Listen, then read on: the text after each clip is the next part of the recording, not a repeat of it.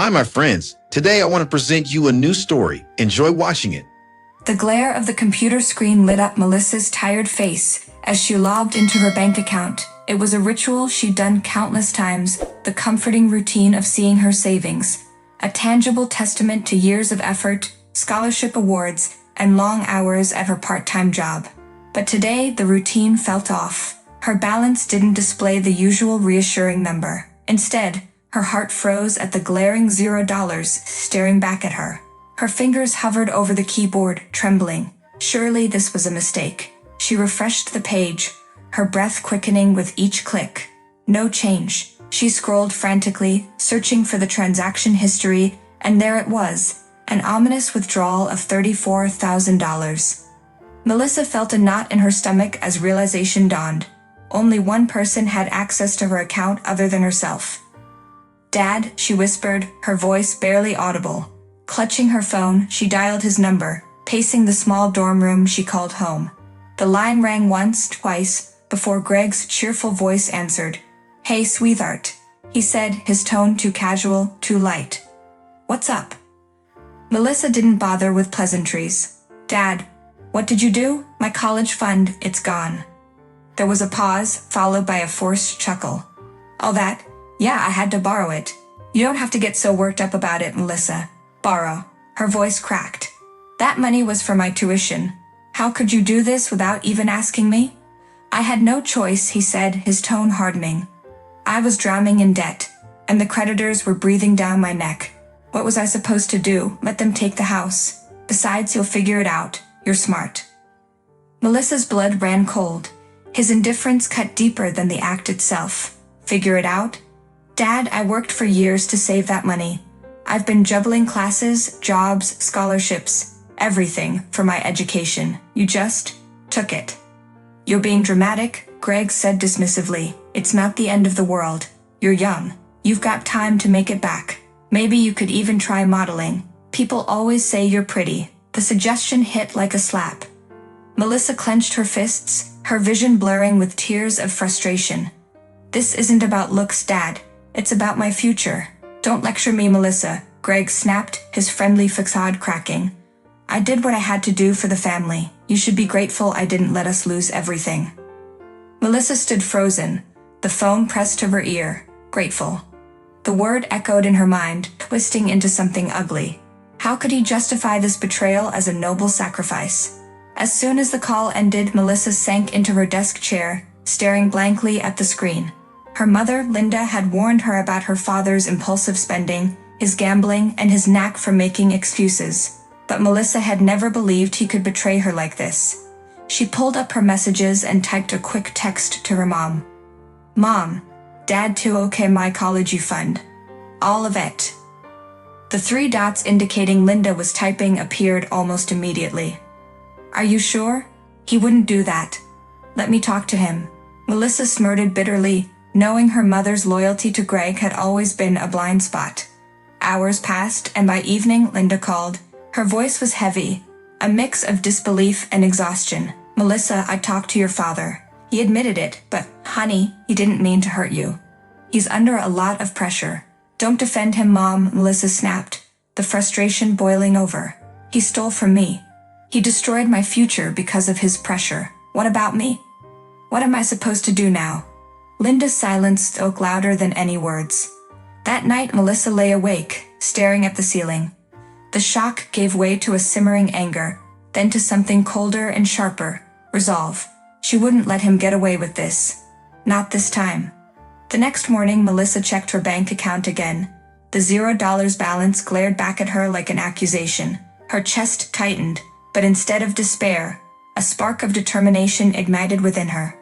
She opened her laptop and began documenting everything: the date of the withdrawal, the exact amount, and the phone conversation with her father. Her fingers flew across the keyboard as she jotted down every word he'd said, every dismissive comment and excuse. Her phone buzzed. It was her grandfather, Daniel. "Hi, Grandpa," she said, her voice trembling slightly. "Linda told me what happened," Daniel said, his voice steady but tinged with anger. "Melissa, I want you to come over. Bring any documents you have about that account."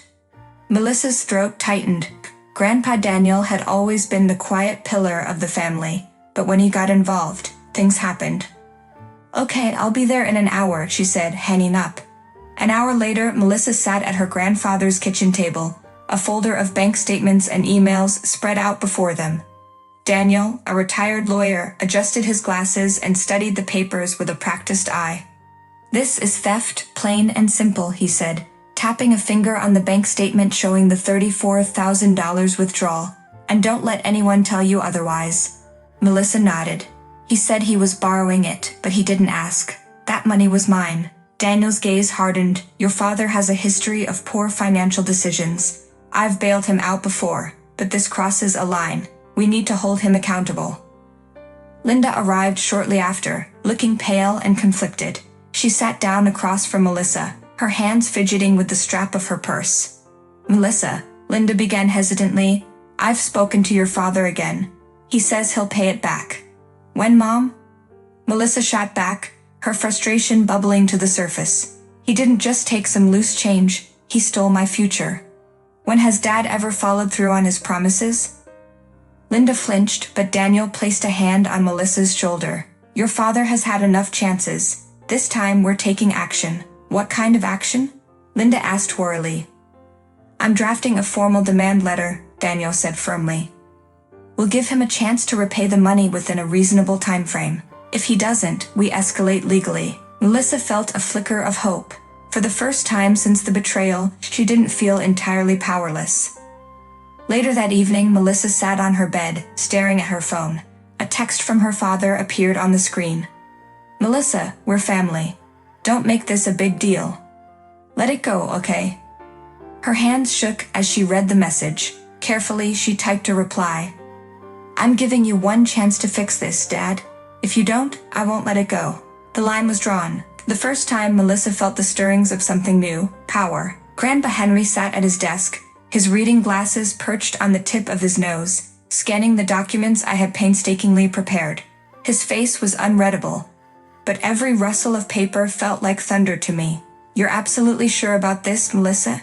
His voice was calm but weighted. "Yes," I replied firmly, trying to keep the tremor out of my voice. "He stole my future, Grandpa. He took everything I worked for and dismissed it like it was nothing. I can't just let this go." He leaned back, his gaze piercing through me. "This isn't just a family matter anymore. Drafting a demand letter means you're ready for a fight. Are you ready for what might come after?" I nodded, though my stomach churned at the thought. The man I was confronting wasn't just my father. He was a manipulative, shameless liar who had always found a way to charm or coerce his way out of trouble. But this time, I wouldn't let him win. Grandpa Henry began to write, each stroke of the pen deliberate, almost theatrical. As he wrote, he muttered under his breath, piecing together the legal language. "Funds misappropriated, restitution required, 30 days to comply." The trigger came later that evening when I showed the letter to my mother. Her face paled as she read it. "Melissa, this is serious. You're really going to send this to him?" "I have no choice, Mom," I said, my voice firmer than I felt. "He's already taken everything. What more can you do?"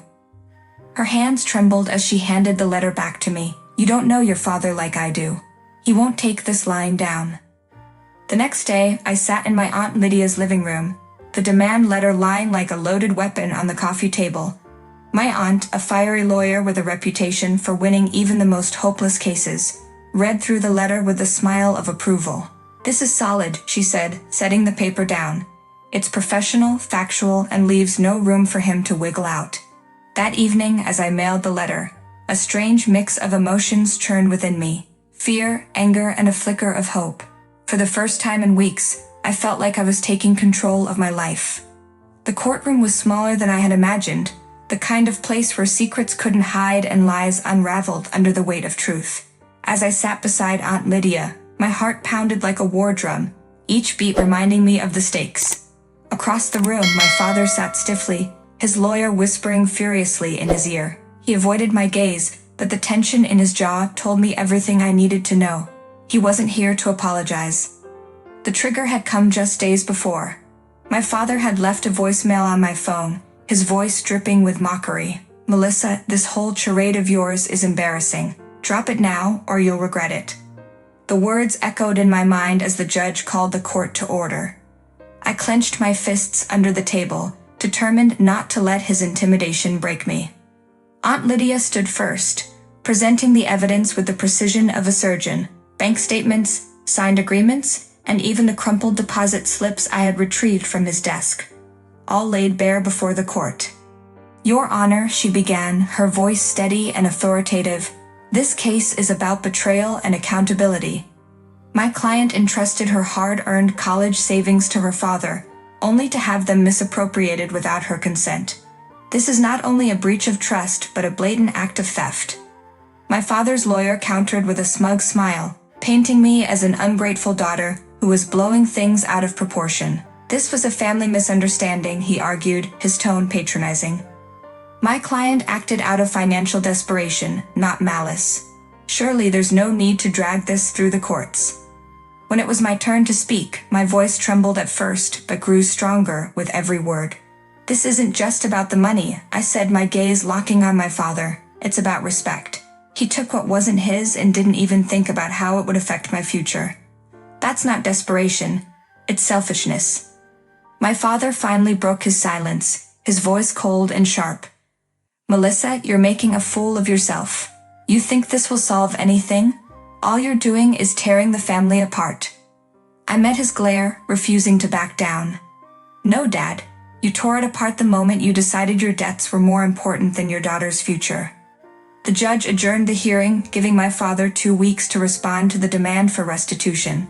Outside the courtroom, the fallout began. My mother, pale and shaken, grabbed my arm. "Melissa, what have you done? He's furious. He says he'll contest this to the bitter end." "Let him," I replied, pulling away. "He doesn't get to win this time." Grandpa Henry placed a reassuring hand on my shoulder. "You did the right thing, Melissa. He needed to be held accountable."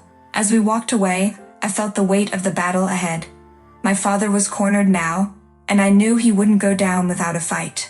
The final court decision arrived in the mail on a damp October morning. I sat at the kitchen table, the envelope trembling in my hands. Aunt Lydia and Grandpa Henry watched me intently, their silence heavy with anticipation. I tore it open, my heart thundering. "Full restitution," I whispered, my voice cracking as I read the verdict. My father was ordered to repay the $34,000 in monthly installments and fined for his financial misconduct. Relief and disbelief crashed over me in equal measure. "That's justice, Melissa," Aunt Lydia said, smiling for the first time in weeks. But the victory felt hollow. My father had avoided jail time, and the man I once called my hero had become a stranger. Then came the trigger. A letter addressed to me in my father's unmistakable scrawl slipped through the mail slot that same evening. I unfolded the note, my chest tightening as I read his words. "You think you've won, but this isn't over. Watch your back." The threat left a chill that seeped into my bones. My father's anger hadn't burned out, it had only evolved into something darker. I immediately showed the letter to Aunt Lydia, who insisted we report it to the authorities. A restraining order was filed, but the damage was done. The fallout spread through the family like wildfire. My mother filed for divorce, finally acknowledging the years of manipulation and financial abuse she had endured. Extended relatives severed ties with him, disgusted by his actions. Weeks later, I started my part-time job at a local bookstore, determined to rebuild my life. Between shifts, I attended college classes, grateful for the scholarships that remained intact. One day, as I was shelving books, Grandpa Henry appeared, holding a small, worn journal. "I found this in an old box," he said, handing it to me. "It's your dad's journal from his 20s. Maybe it'll help you understand what went wrong." Curiosity and hesitation warred within me, but I opened the journal that night. The entries revealed a side of my father I'd never known. A young man drowning in debt, rejected by his own father and desperate for validation. One entry stood out. "I'll do whatever it takes to succeed, even if it means losing everything else." I closed the journal, my heart heavy. Understanding didn't equal forgiveness, but it brought clarity. My father had been a victim of his own choices long before he victimized me.